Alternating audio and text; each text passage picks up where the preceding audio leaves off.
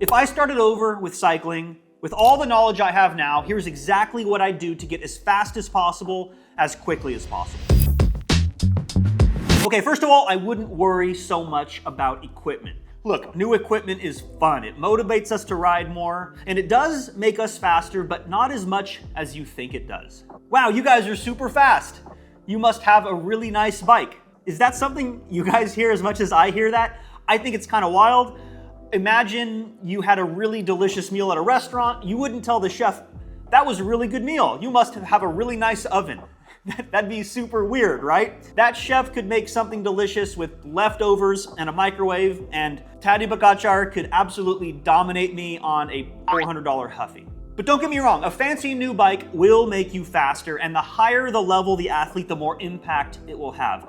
Let's take the Tarmac SL8, for example. You can get the comp for $4,700, and the S-Works costs $13,500, kind of crazy for a bicycle. The difference between the two is about 1.1 kilograms, or that's about 2.5 pounds, which as a fraction of total system weight, that's you plus your bicycle, that represents about a 1.5% savings going with the S-Works. So if we were to apply that 1.5% savings to the most famous Tour de France climb, arguably the most famous climb in the world, the Col de Tourmalet, it would save the pros nearly a minute. Needless to say, that is an insane time savings for racers at that level. But when you're just starting out, I don't think that 1.5% is worth the $9,000 price tag that goes along with it. It just doesn't make sense. So here's exactly what I'd do. I'd get a used SRAM Rival or Shimano 105 level bike,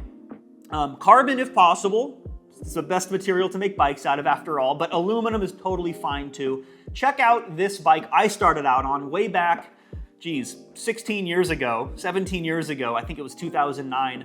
This aluminum Fuji that costs, I think it was $1,200 brand new. It had alloy wheels, it had gator skin tires, it had a mechanical Shimano Tiagra, I think, group set, and it was not the highest performing bike, but it was fine. It got me all the way to the elite P12 field. The point I'm trying to make here is you don't need a lot to improve a lot early on. So if you can't find a used bike, or if you insist on just going new right away, I found a couple of good options. This Canyon is really nicely priced, and believe it or not, this Specialized Allay Sprint is also pretty good value. And both of these will have pretty good resale value on the market. Now, you can save a bit of money and buy an overseas brand, but the problem is they don't generally come pre-built. So you'll need to find the wheels, the tires, and you'll need to find the group set and put all of it together, which requires a little bit of mechanical know-how, some tools. It's not for everybody. And on the note of group sets, I would strongly suggest that you stay away from some of the Chinese L2, wheel top, micro shift, some of those kind of second or third tier group sets.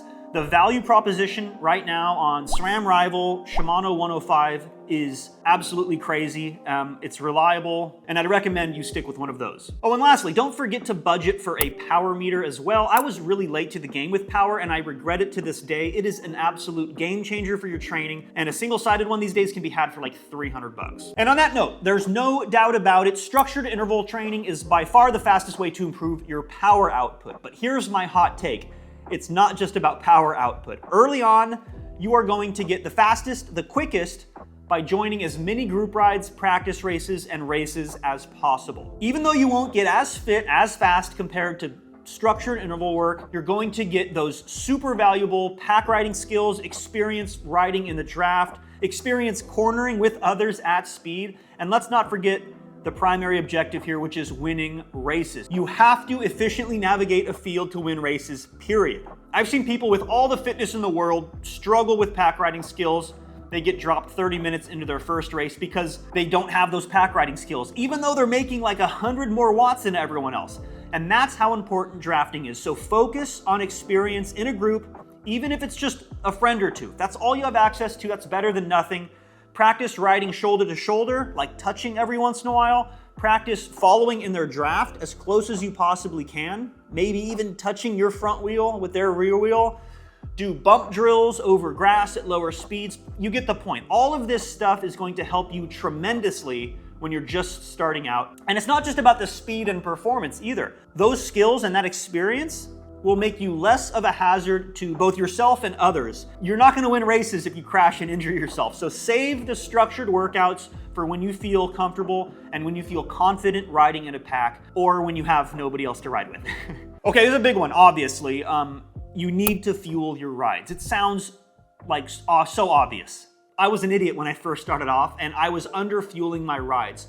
Your workouts will struggle, you'll lose your motivation to continue riding, and you'll just be in a bad mood.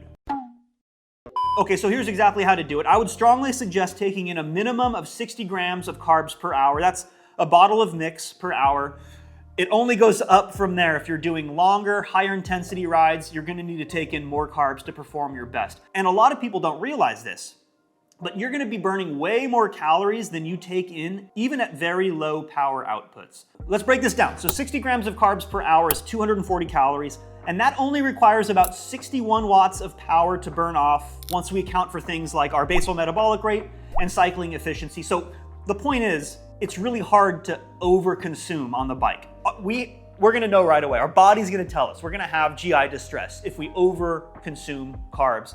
But we're not going to overconsume and have this surplus of calories because there's just so much energy being used when we're riding our bike. In fact, proper fueling on the bike leads to much better decisions that are being made off the bike. If you are in this big deficit when you finish your ride, you're gonna come home and you're gonna make terrible health and nutrition choices, diving into the pantry, grabbing the potato chips, and just having this insatiable hunger. If we fuel properly on the bike, we come home, we have a sensible meal, and overall, we actually have less of a caloric intake because we're fueling properly on the bike. And look, you don't need to spend an arm and a leg to fuel your rides either. There are cheap cycling specific mixes out there you can buy, or just make a PB&J. Throw a couple bananas in your pocket. Really any food that has simple sugars that's easy to digest is gonna do the trick. And finally, the one thing I did right early on and I continue to do right to this very day is just have fun, enjoy the process. Endurance training is hard enough, you guys. You need to enjoy the process to find success in this sport. You can't just focus on the outcome or you're inevitably gonna suffer from burnout. I've seen it time and time again. I've been out here doing this crazy sport for over 15 years. I'm just as excited, as enthusiastic as I was when I first began racing. That's always been my North Star. Enjoy the process, have fun. If that means you're buying the expensive bike, awesome. I say go for it. If it makes you ride more, that's the point. So thanks for watching, guys. Have fun out there, and I'll catch you in the next one.